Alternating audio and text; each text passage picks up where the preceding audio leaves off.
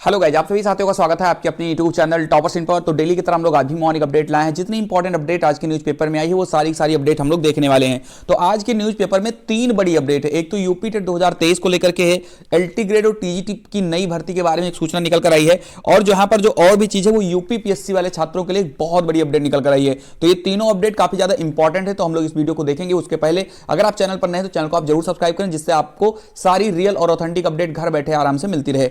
चलिए स्टार्ट करते हैं आज की वीडियो को।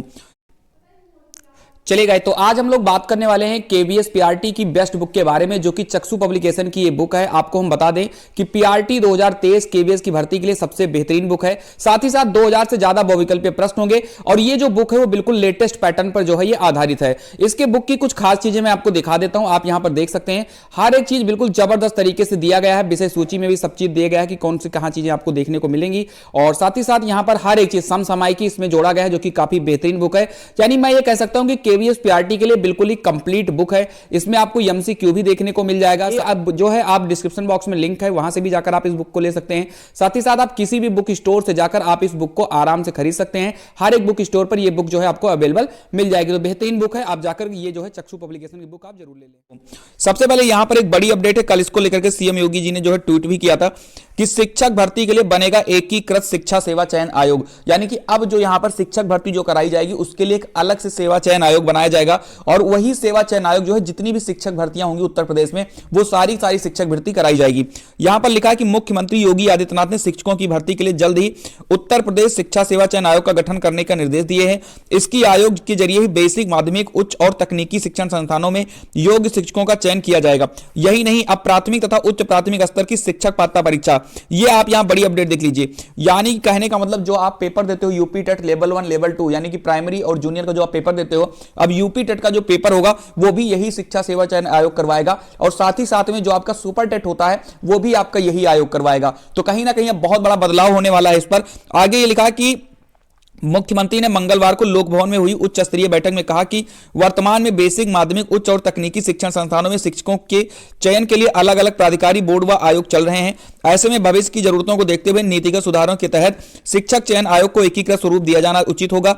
मुख्यमंत्री ने निर्देश दिए कि नए आयोग के स्वरूप, अध्यक्ष व सदस्यों की अर्हता, आयोग की शक्तियों और कार्यों के संबंध में रूपरेखा तय करते हुए प्रस्ताव तैयार किया जाए। तो यहां पर एक बड़ी अपडेट आई है कि जो अब जितनी भी शिक्षक भर्तियां आएंगी, यहां तक कि टीजीटी, पीजीटी की भी भर्तियां, एलटी ग्रेड की भी भर्तियां जो है नए शिक्षा आयोग से ही किया जाएगा। इसको लेकर के यहां पर और भी अपडेट दी है, मैं इसको यहां पर बता देता हूं। यहां पर लिखा है कि नए आयोग के आने तक अभी फंसी रहेंगी टीजीटी, पीजीटी व एलटी ग्रेड की शिक्षक भर्ती। आप लोगों को बता दें, बीएड के जो छात्र हैं वो पिछले 7-8 महीने से इंतजार कर रहे हैं एलटी ग्रेड शिक्षक भर्ती की। कहीं ना कहीं अभी तक ये बताया जा रहा था कि अर्हता संबंधी विवाद होने के कारण एलटी ग्रेड शिक्षक भर्ती नहीं हो पा रही है, लेकिन अब एक नया ड्रामा सामने आया है, और ये ड्रामा ये है कि अब जो ये नया आयोग बन रहा है इसके वजह से एलटी ग्रेड और टीजीटी, पीजीटी की नई भर्तियां फंस जाएंगी। लिखा क्या, पहले हम इसको पढ़ते हैं। यहां लिखा है कि प्रदेश के अशासकीय सहायता प्राप्त महाविद्यालय में असिस्टेंट प्रोफेसर भर्ती और अशासकीय विद्यालयों में सहायक अध्यापक टीजीटी एवं प्रवक्ता पीजीटी भर्ती के लिए अभ्यर्थियों को अभी इंतजार करना पड़ सकता है। प्रदेश में नए शिक्षा आयोग के गठन की कवायद तेज होने के बाद ये भर्तियां अब नए आयोग के अस्तित्व में आने तक फंस सकती हैं। मुख्यमंत्री ने बेसिक, माध्यमिक एवं उच्च शिक्षा में अशिक्षक भर्ती के लिए एक आयोग के गठन की बात कही है।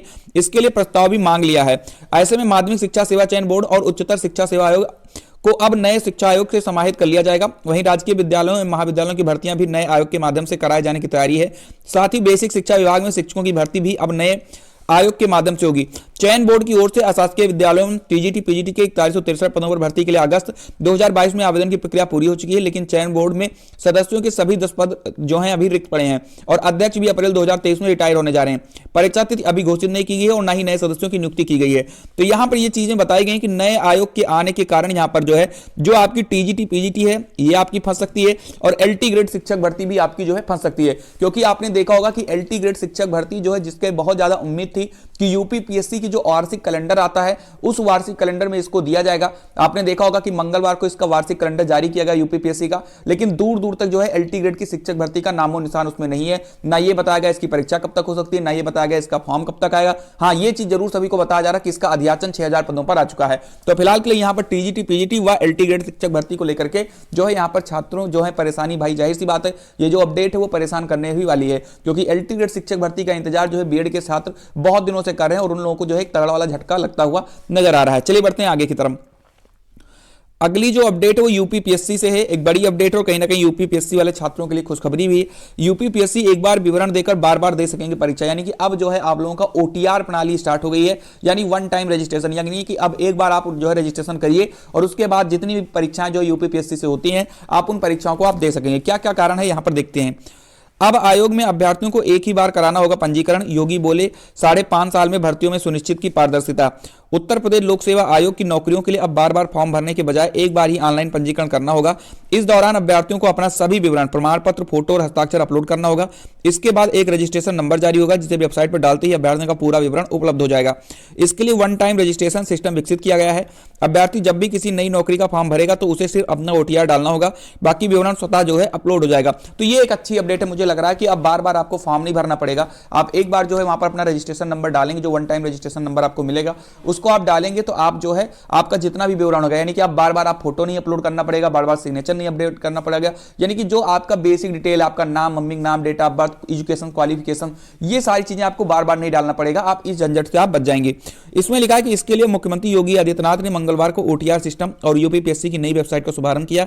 सीएम ने कहा कि इससे भर्तियों में और पारदर्शिता आएगी एवं अभ्यर्थियों को सुविधा होगी। मुख्यमंत्री ने कहा कि OTR.परीक्षा.nic.in के माध्यम से अलग अलग चयन परीक्षाओं के लिए अभ्यर्थियों को बार बार अपना व्यक्तिगत विवरण नहीं देना होगा, साथ ही संशोधन या अपडेट करने की सुविधा भी जो है यहां पर किया जाएगा। यानी कि अगर आप कोई चीज भरे हो, अगर वो कुछ चीज गलत है या आप उसको बदलना चाहते हो तो आप संशोधित भी कर सकते हो। ऐसा नहीं कि आप एक बार फॉर्म को डाल दिए तो अब वो हमेशा के लिए वैसे ही हो गया, ठीक है। अगर आप चेंज करना चाहते हो तो चेंज भी हो जाएगा। और भी यहां पर चीजें बताई है कि नई वेबसाइट पर सभी सूचनाएं एक साथ। मुख्यमंत्री ने कहा कि एक दशक से अधिक समय के बाद आयोग ने अब अपनी नई वेबसाइट भी तैयार की है। वेबसाइट पर भर्ती से संबंधित सभी सूचनाओं को शामिल करने का प्रयास किया गया है ताकि सभी अभ्यर्थियों को एक ही पोर्टल पर आवेदन करने, परीक्षा के आयोजन, परीक्षा परिणाम, साक्षात्कार, चयन, कटाव, मार्क्स समेत आयोग से संबंधित सभी सूचनाएं प्राप्त हो सकें। अध्याचन, विज्ञापन, भर्ती, प्रोन्नति और अनुशासिक प्रकरण भी इस नई वेबसाइट पर एक ही जगह उपलब्ध होंगी। तो यहाँ पर बहुत सारे बदलाव जो है किए जा रहे हैं, चाहे आपका यूपीपीएससी देख लीजिए, चाहे एक नया शिक्षा सेवा चयन आयोग की जो है यहाँ पर बनाया जा रहा है उसको आप देख लीजिए, तो बदलाव तो यहाँ पर हो रहे हैं। चलिए आगे बढ़ते हैं। तो यहां पर और भी चीजें लिखी हैं कि आयोग की परीक्षाओं के लिए अप्रैल से ओटीआर अनिवार्य हो जाएगा, यानी कि अप्रैल से सिस्टम जो है लागू हो जाएगा। इसमें जो है ये बताया गया कि इसमें फायदे क्या क्या होंगे। तो यहां पर लिखा है कि अभ्यर्थियों को आयोग की परीक्षाओं के लिए शैक्षिक अर्हता एवं मूलभूत सूचनाओं से संबंधित अभिलेख का ब्यौरा बार बार नहीं भरना होगा। ये तो बिल्कुल सही बात है भाई। आप देखते हो कोई फॉर्म आता है तो आप तुरंत डॉक्यूमेंट कलेक्ट करते हो, फोटो लेते हो, सिग्नेचर लेते हो, लेकर जाते हो, कम से कम इस चीज से आप बच जाओगे। नए आवेदन पत्र भरने में समय की बचत के साथ अभ्यर्थियों के धन की भी बचत होगी।